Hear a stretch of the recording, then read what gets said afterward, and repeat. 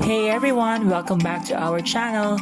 Please join me again sa aming bagong ongoing project here at The Woodlands.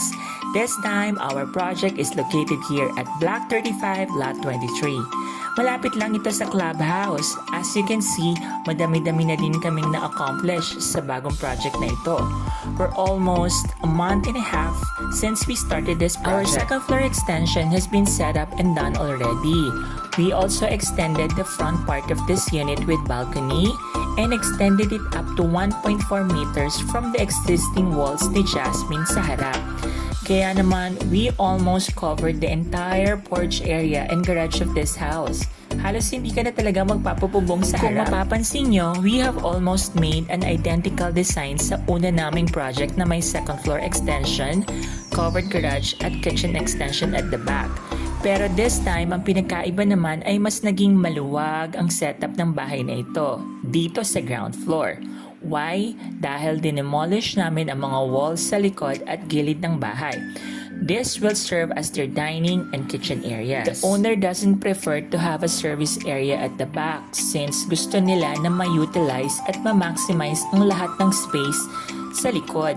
Sa ganitong setup, although wala tayong natural ventilation na makukuha from outside environment, we can always use an artificial ventilation katulad ng ceiling exhaust fan or wall exhaust fan, especially kung kulob ang area na ito dahil kitchen area ito. Now, let's see naman ang naging setup sa second floor. With the stairs, we are still going to keep wooden planks to cover the stairs steps.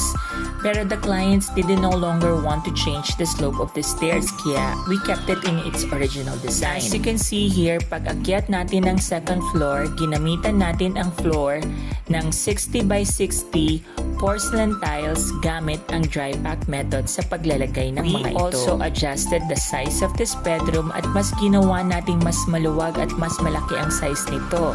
Since this will be the master bedroom of the house, it will also have a walk-in closet na hindi man kalakihan but it gives you the feel of social kasi may separate walk-in closet ka. Okay, this shot was taken before bago pa man namin mailagay ang mga tiles na nakita nyo a while ago.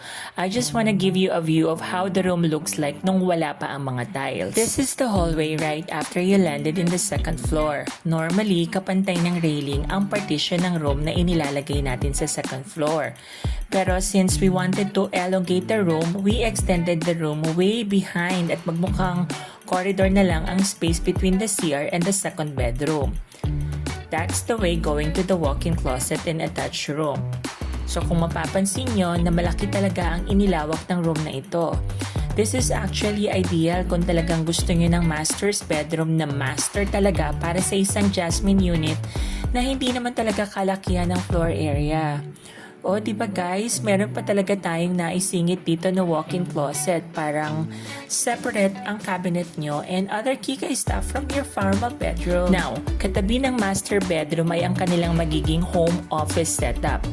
Our client requested to give them an ample space na open, maliwanag at maliwalas ang feeling. Kaya naglagay kami ng malaking bintana to serve as their place for relaxation after a long day of work. At ito na nga ang naging area na ito.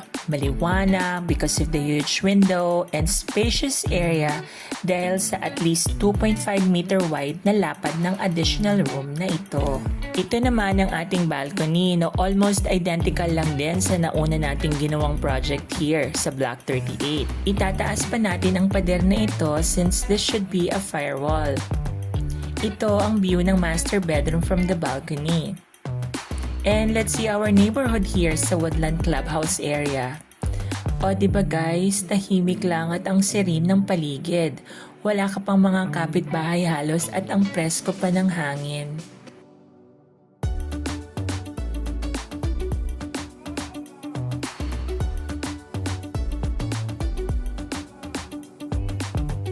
Look at this room guys. Diba ang luwag-luwag niya at ang ganda-ganda kahit hindi pa man siya natatapos. Pero makikita mo na talaga yung magiging aura niya pag especially nalagyan na to ng mga gamit, nalagyan na ng kortina, ng furnitures, Oh, I can imagine it. Now, here guys, ito naman ang square type CR na ipinagawa ni client. She went to a traditional Filipino home style ng CR, which is magkakasama na yung shower area, toilet area, and lavatory area. They would install perhaps a glass partition to separate the shower area. We will also install ceiling exhaust fan here since wala din tayong naging place para sa bintana natin. We will also furnish this with tiles from floor to ceiling. Nakaabang na din ang mga pipings namin for the drainage and water supply. Here will be the second bedroom in the second floor. I know madami ang magtatanong sa inyo, hindi ba mainit dyan kasi walang natural air ventilation? Hindi ba suffocating there? Well, I know that's a concern of a lot of homeowners, especially sa mga bahay na limited lang ang space. Although naglagay naman din tayo ng bintana here, but this is just for the person who stays here not to feel congested or suffocated. Well, the solution for that is basically putting up an air condition and other source of mechanical ventilation like fans, purifiers, and dehumidifiers. Since the owner chooses this kind of setup, they already knew the consequences they would face in terms of dealing with the situation. So, everything is good as long as everyone benefits from it. May mas maluwag kang bedrooms and you manage to maximize all of your space at the back, but you somehow sacrifice the air ventilation that you can get from the natural air. So guys, for the meantime, iiwan ko muna kayo ulit with the suspense of what's coming next. Basta antabayanan nyo lang ang mga susunod pang kabanata na naman ng panibagong project na ito. And I'll keep you updated kapag mas madami na ang pagbabago. For now, our clients are liking this design of the house, kaya pwede kong masabi that this is trending now. So standby lang kayo sa mga susunod pa naming mga gagawin dito, and watch din kayo sa mga other ongoing projects namin na ground floor extension lang ang pinagagawa ng mga clients. I also would like to take this opportunity to thank our viewers na patuloy na nanonood ng mga videos natin. Keep on watching and share our videos. Follow for more. Thanks guys and bye for now!